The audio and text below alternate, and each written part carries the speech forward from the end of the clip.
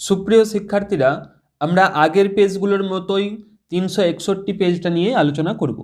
তো আগের পেজগুলোতে যেভাবে আমি 1 নাম্বার 3 নাম্বারের প্রশ্ন এবং বঙ্গানুবাদের উত্তরটা তোমাদের বলে দিয়েছিলাম, ঠিক সেইভাবেই এই পেজটা নিয়েও আলোচনা করব। বাকি যে পেজগুলো রয়েছে সেগুলোরও উত্তর তোমরা খুব শীঘ্রই পাবে। তো দেখো, আমি এই পেজটার প্রশ্নগুলো কিভাবে তৈরি করেছি, তোমরা সেইভাবেই এইগুলো তৈরি করে নাও। দেখো, প্রথম প্রশ্ন হচ্ছে, কথাটা শুনে তপনের চোখ ড্যাশ হয়ে গেল। তপনের চোখ, উত্তর হবে গ, মার্বেল হয়ে গেল। ড্যাশ দিন হলো সন্ন্যাসী, ড্যাশ দিন হলো এক সন্ন্যাসী এসে জগদীশবাবুর বাড়িতে ছিলেন। উত্তর হবে গ, 7 দিন। রাত্রের মেল ট্রেনটার প্রতি একটু দৃষ্টি রেখো। এই মেল ট্রেনে ছিলেন কে ছিলেন? ঘ, গিরিশ মহাপাত্র। আমাদের কাছে দূরে ছড়ানো রয়েছে। উত্তর হবে ঘ, শিশুদের সব। জীবনহারা অসুন্দরে করতে ছেদন করতে কে আসছে? উত্তর হবে খ, নবীন। শিশুরা খেলছিল, কোথায় খেলছিল? উত্তর হবে খ, মায়ের কোলে। এরপর পরের প্রশ্ন দেখো, তারও ছিল ফাউন্টেন পেনের নেশা। তারও ছিল ফাউন্টেন পেনের নেশা। কার ছিল? দেখো, উত্তর হবে শরৎচন্দ্র চট্টোপাধ্যায়। ঘ, মনে মনে সেই ড্যাশ কবির মতো বলেছি। কোন কবির মতো? উত্তর হবে ক, ফরাসি কবি। 4 খণ্ড রামায়ণ কপি করে একজন লেখক অষ্টাদশ শতকে কত টাকা পেয়েছিলেন? উত্তর হবে 7 টাকা। ব্যাকরণগতভাবে সমাস শব্দটির অর্থ হল সংক্ষেপ। খ, সংক্ষেপ। এই প্রশ্নটা তোমরা আগের পেজগুলোতেও পেয়েছিলে। তো দেখো, বিভক্তি বসে কোথায় বসে? শব্দের পরে যুক্তভাবে। শব্দের পরে যুক্তভাবে। যে সমাসবদ্ধ পদের অর্থ পূর্বপদ বা পরপদ কোনোটিরই অর্থকে প্রধানভাবে না বুঝিয়ে অন্য কোনো তৃতীয় অর্থকে বোঝায় তাকে বলে ঘ, বহুব্রীহি সমাস। এরপরে দেখো, সে ও তুমি তোমরা, এটি কোন দ্বন্দ্ব সমাস? এটা হচ্ছে এক্সেস দ্বন্দ্ব। এটা হচ্ছে এক্সেস দ্বন্দ্ব।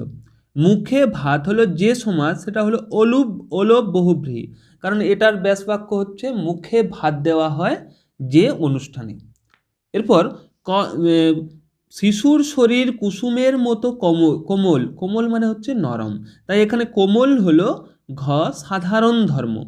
কলম সেদিন খুনিও হতে পারে বই কি? চিহ্নিত পদ হলো এখানে কলম পদটি কোন কারক হবে? উত্তর হবে কর্তৃকারক। এটা কিন্তু কর্তৃকারক হবে। তির্যক বিভক্তি হলো গ, এ বিভক্তি। এ হচ্ছে তির্যক বিভক্তির উদাহরণ। তো এই হচ্ছে তোমাদের এমসিকিউ প্রশ্নের উত্তর। এরপর এর যে বাকি প্রশ্নগুলো রয়েছে সেই প্রশ্নের উত্তরগুলো তোমরা দেখে নাও। দেখো, এরপর প্রশ্নগুলো দেখো, বাইজির ছদ্মবেশে সেদিন হরিদার রোজগার মন্দ হয়নি। সেদিন হরিদার কত রোজগার হয়েছিল? উত্তর হবে 8 টাকা 10 আনা।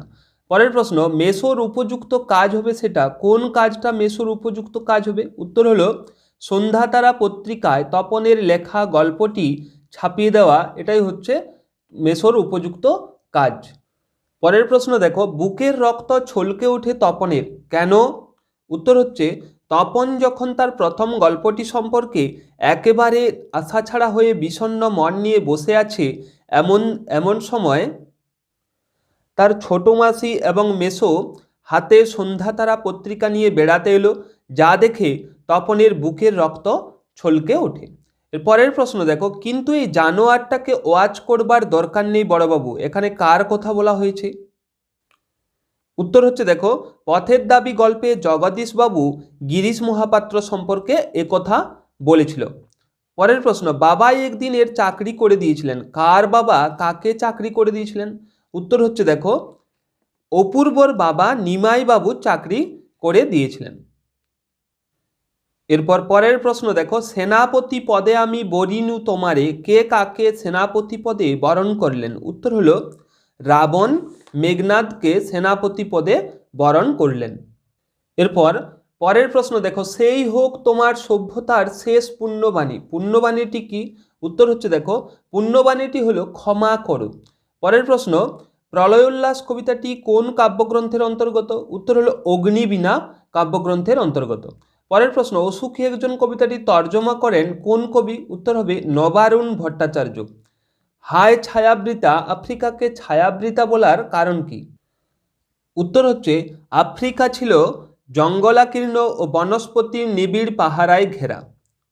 পরের প্রশ্ন, আদিতে ফাউন্টেন পেনের নাম কি ছিল? উত্তর হবে রিজার্ভার পেন। তা লেখককে নেশাগ্রস্ত করে। কি লেখককে নেশাগ্রস্ত করে? উত্তর হবে ফাউন্টেন পেন। ফাউন্টেন পেন লেখককে নেশাগ্রস্ত করে।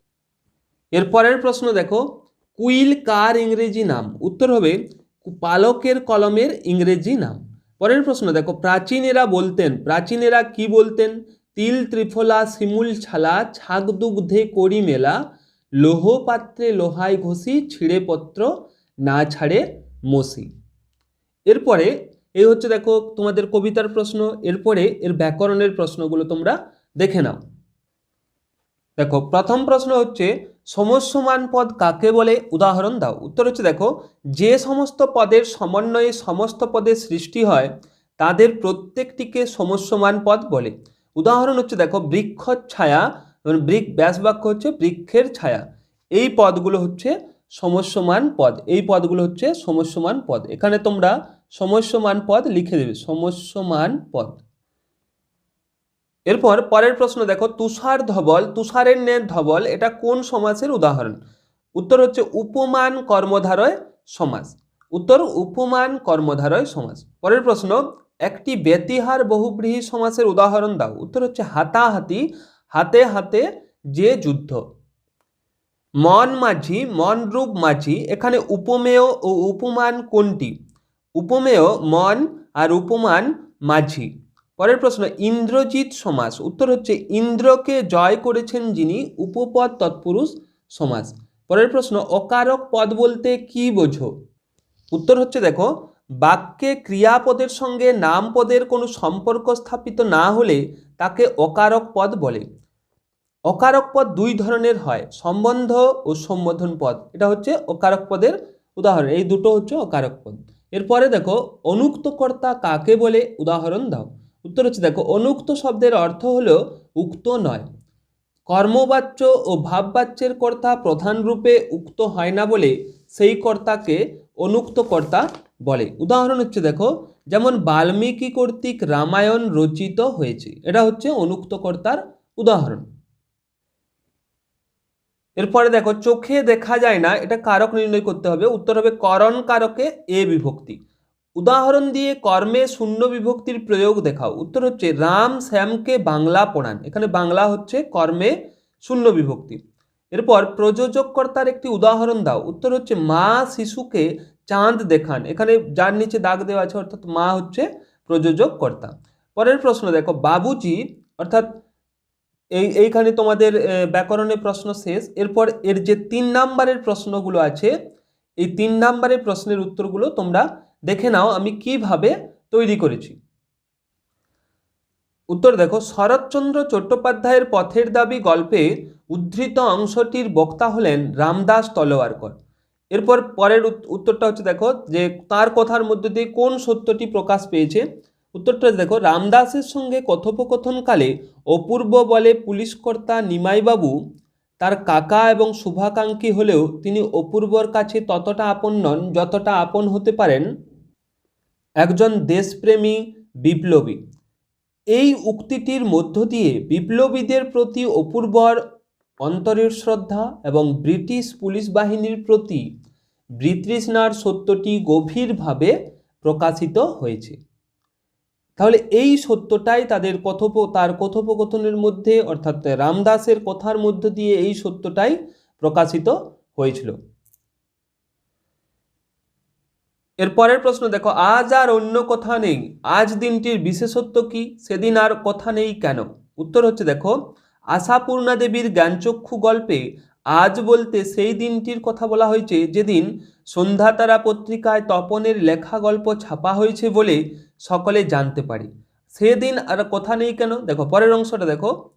উত্তর হচ্ছে সেদিন আর কথা নেই কারণ সেদিন শুধু তপনের গল্পের কথা আর তপনের মেসোর মহত্বের কথাই হচ্ছিল, তাই আর অন্য কোনো কথা ছিল না। অর্থাৎ সেদিন এই কথাগুলোই শুধু হচ্ছিল। তাহলে এই হচ্ছে তোমাদের এই গল্প থেকে 3 নাম্বারের প্রশ্ন। এরপর এই কবিতাটা থেকে যে 3 নম্বরের প্রশ্নটা রয়েছে সেই প্রশ্নগুলোর উত্তরটা দেখে নাও। প্রথম প্রশ্ন হচ্ছে দেখো, সপ্তমহাসিন্ধু দোলে, সপ্তমহাসিন্ধু কি, তা কেন দোলে? উত্তর হচ্ছে দেখো, নজরুল ইসলামের প্রলয় উল্লাস কবিতায় সপ্তমহাসিন্ধু বলতে কবি পৃথিবীর সমগ্র লবণময় জলরাশিকে বুঝিয়েছেন। এরপরের হচ্ছে প্রশ্ন, তা কেন দোলে? উত্তর হচ্ছে দেখো, মহাসিন্ধু, সপ্তমহাসিন্ধু কবি বর্ণিত ভয়ঙ্করের কোপলতলে দোল খায়। পরাধীন দেশের অরাজকতা মোচনের জন্য তরুণ প্রাণ বিপ্লবীদের এক ভয়ঙ্কর রূপ বর্ণনা করেছেন। তাদের আবির্ভাব হবে মহাকালের চন্দ্ররূপে, তাদের ঝামর কেশের দোলায় গগন হবে প্রকম্পিত, নয়ন কটাক্ষে সব পুড়ে ছাই হয়ে যাবে, আর পৃথিবীর জলরাশি তাদের কোপল তোলে দোল খাবে। তাহলে এই হচ্ছে দেখো, এইটা প্রথম প্রশ্নটার উত্তরটা। এইভাবে তোমরা এই প্রশ্নগুলোর উত্তরটা তৈরি করে নাও। এরপর আমরা পরের প্রশ্নে যাব। পরের প্রশ্ন হচ্ছে দেখো, আমাদের ইতিহাস নেই, কে কেন এ কথা বলেছেন? উত্তর হচ্ছে দেখো, আয়ারও বেঁধে বেঁধে থাকি কবিতায় কবি শঙ্খ ঘোষ এ কথা বলেছেন। কেন বলেছেন? আমাদের অর্থাৎ বঞ্চিত সর্বহারা সাধারণ মানুষদের গৌরবময় সমৃদ্ধ কোনো অতীত নেই। চিরকালই তারা বঞ্চিত, নির্যাতিত, প্রতি মুহূর্তে তাদের জীবনে মৃত্যুর হাতছানি। তাই কবি একথা বলেছেন। অর্থাৎ এই সাধারণ মানুষদের বেঁচে থাকা যেন সবসময় একটা দুর্বিষহ, তাদের জীবনে কোনো সবসময় তারা কি, সবসময় তারা হচ্ছে চিরকালেই তারা বঞ্চিত, নির্যাতিত, নিপীড়িত। তাই এবং তাদের জীবনে অতীতে ঘটে যাওয়া কোনো সমৃদ্ধময় অতীতও ছিল না। তাই কবি এই কথাটা বলেছেন। তোমরা এইভাবে উত্তরটা তৈরি করে নাও। এরপরে আমরা যাব যে এই পেজের মধ্যে যে বঙ্গানুবাদটা রয়েছে সেই বঙ্গানুবাদের উত্তরটায়। এই বঙ্গানুবাদের উত্তরটা তোমরা ভালোভাবে শুনে নাও, এই শুনে শুনে লিখে নাও। দেখো, বঙ্গানুবাদের প্রথম লাইন রয়েছে, মন দিয়ে শুনবে তোমরা। Our life is short. Our life মানে আমাদের জীবন, শর্ট মানে হলো ছোট। অর্থাৎ প্রথম লাইনের অর্থ হলো আমাদের জীবন হলো ছোট, আমাদের জীবন হলো ছোট। এরপর দ্বিতীয় লাইনটা দেখো, but we shall have to do many things. But we shall have to do many things. কিন্তু আমাদের অনেক কিছু করতে হবে। মেনি থিংস মানে হচ্ছে অনেক কিছু। দ্বিতীয় লাইনটার অর্থটা আরেকবার শুনে নাও, কিন্তু আমাদের অনেক কিছু করতে হবে। 3 নাম্বার লাইন দেখো, human life is nothing but collection of movements. Human life is nothing but collection of movements. Human life অর্থাৎ মানব জীবন, হিউম্যান লাইফ হলো মানব জীবন, কালেকশন হচ্ছে সংগ্রহ, আর মুভমেন্টস মানে হচ্ছে মুহূর্ত। তাহলে এই লাইনটার অর্থটা হচ্ছে দেখো, মানব জীবন মুহূর্তের সংগ্রহ ছাড়া কিছুই নয়। মানব জীবন মুহূর্তের সংগ্রহ ছাড়া কিছুই নয়। শেষ লাইনের অর্থ দেখো, so we must not spend a single movement in when. Spend মানে হচ্ছে ব্যয় করা, আর সিঙ্গেল মুভমেন্ট মানে হচ্ছে এক মুহূর্ত। দেখো, সো উই মাস্ট অর্থাৎ সুতরাং বা তাই, তাই একটি মুহূর্ত আমাদের বৃথা ব্যয় করা উচিত নয়। আরো একবার শুনে নাও, তাই একটি মুহূর্তও আমাদের বৃথা ব্যয় করা উচিত নয়। তো তাহলে এই হচ্ছে তোমাদের বঙ্গানুবাদের উত্তর। এবং এই পেজটার থেকে অর্থাৎ পেজ 361 থেকে যে 1 নাম্বার এবং 3 নাম্বারের প্রশ্নগুলো রয়েছে আমি দেখো লিখে দিয়েছি নোটের আকারে, নোটসের আকারে। এইভাবে তোমরা লিখে লিখে তৈরি করে নাও এইগুলো, এবং পরবর্তী যে পেজগুলো রয়েছে সেগুলোর উত্তরও তোমরা এইভাবে খুব শীঘ্রই পাবে। এরকমই আরও ক্লাস পাওয়ার জন্য তোমরা চ্যানেলটা অবশ্যই সাবস্ক্রাইব করে রাখো।